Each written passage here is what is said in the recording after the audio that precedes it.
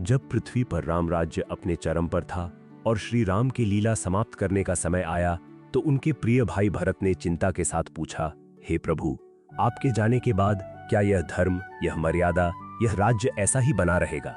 राम की आंखों में एक गहरी उदासी छा गई। उन्होंने कहा, भरत, कलयुग में सबसे पहले सत्य की शक्ति घटेगी। मेरे युग में लोग वचन के लिए प्राण दे देते थे। कलयुग में लोग छोटी छोटी बातों पर पवित्र ग्रंथों की झूठी कस्में खाएंगे और उन्हें तोड़ने में कोई लज्जा महसूस नहीं करेंगे।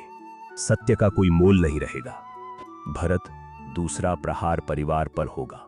मेरे युग में पुत्र माता पिता को भगवान मानकर उनकी सेवा करते थे। कलयुग में पुत्र अपने ही वृद्ध माता पिता को बोझ समझेंगे। वे उन्हें घर से निकालकर वृद्धाश्रम में छोड़ आएंगे और कभी पलटकर नहीं देखेंगे। परिवार बिखर जाएंगे।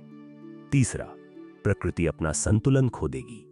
कलयुग में मनुष्य इतना लालची हो जाएगा कि वो नदियों, पहाड़ों और जंगलों को अपने स्वार्थ के लिए नष्ट कर देगा। तब जो प्रकृति मां की तरह पोषण करती थी, वही प्रकृति क्रोधित होकर बाढ़, सूखे और भूकंप के रूप में मनुष्य का विनाश करेगी। और चौथा, भरत, न्याय बिकने लगेगा।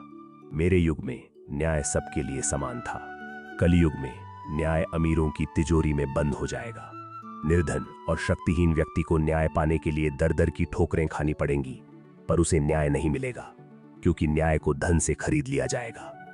यह सुनकर भरत का हृदय कांप उठा। उन्होंने महसूस किया कि उनके भाई ने सिर्फ एक राज्य नहीं बनाया था, बल्कि मूल्यों की एक ऐसी नींव रखी थी जिसे आने वाला युग धीरे धीरे खोखला कर देगा।